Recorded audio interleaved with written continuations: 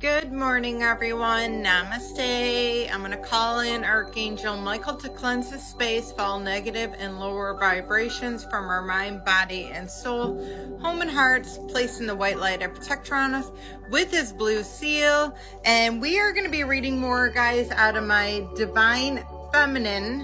Awaken your goddess feminine energy to achieve your emotional healing and become the woman that you are meant to be. Now, everybody has divine masculine and feminine in them. So that is why some people are more tapped into their masculine, some people are more tapped into their feminine. Gender neutral on that. And that is why you see that. But this is going to be bringing out that divine feminine and bringing it into balance, which is so needed in the age of Aquarius, which you are going to be seeing time and time again over it all. So we are currently still reading on the introduction portion of it. So it states, beware the barness of busy life, and that's Socrates. Do you wake up in the morning and immediately run your day's and itinerary through your mind? It's the mind always occupied things that you have to do or need to be doing. As a society, we've been conditioned to always be on the go. We focus much more on the things that we need to be doing, what we haven't done, and what we should be doing, that we fail to live. We are alive, but we cannot pinpoint which moments make us feel alive. And if we can, many of these moments are accomplishments, not moments of ease. That's why meditation is so crucial and important, is just stopping the noise, becoming one with yourself and God and the universe. Really just kind of allowing to quiet your mind and to allow the balance to become within you.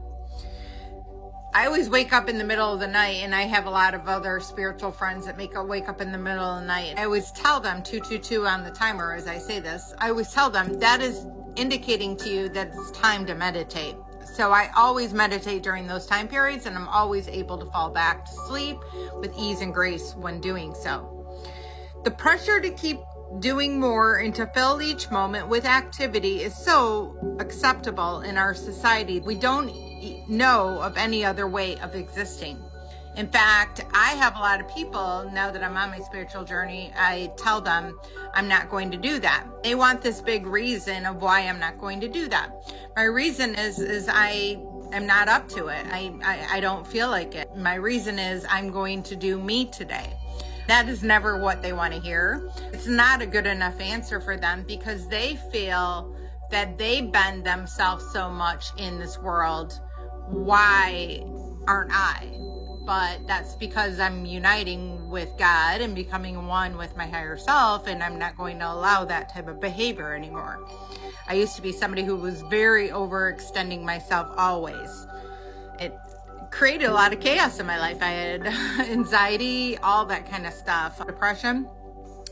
So as I walked into the room this evening and found him sitting on the floor, I was tinkering with one of my cat's toys. His room was very eerily quiet. The lights were turned low. He didn't have any tools in his hand. All he was doing was turning the toys with his hand a few times and then staring at it from all angles. I was baffled, and I just asked, "What are you doing?" My tone must have been harsh, because he startled and scrambled to his feet. "Nothing, Mom." She was talking about her son, I believe. "Nothing, Mom," was his response. Then he rushed to his desk and began pulling on his homework from his bag.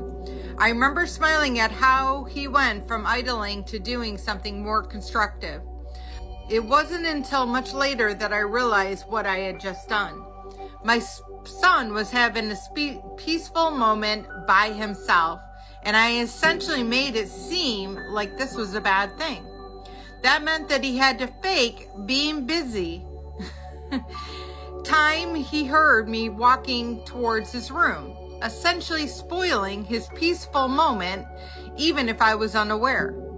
And as a societal norm, we emphasize busyness. So much pushing people to turn their pleasures into chores. When children have fun playing the piano, we push for classes and the dream of being so good at it. We see a high school student playing with a canvas and acrylics and start asking them about schools, worrying about whether they're able to make ends meet with their art. Finding something you love to do and will never have to work a day in your life. This quote is ultimate expression of our approach of things we love. People are encouraged to turn their hobbies and passions into hustles. Doing so, they are stripping the pleasure away from the activity. Turn your passions into the career can be fulfilling and rewarding, but there's always a higher risk of it turning it into a job that sucks the life out of your soul. Our society seems to value busyness so much we feel guilty for indulging in things that are relaxing, nourishing. When we indulge in our hobbies, we feel guilty for wasting so much time. Cocktails and dinners become networking activities rather than moments of indulging in the company of others. How many people do you think work even when they are on vacations? How many weekends do you spend relaxing without feeling like you need to do something? Be it cleaning, catching up, work, meal prepping, or planning for your week. Again, definitely that was someone who was totally that person, and I am no longer that person. I live my life according to what is best for me, not anybody else. So I hope you start to do the same. Let your divine feminine rise. Love you. Have a blessed day and namaste.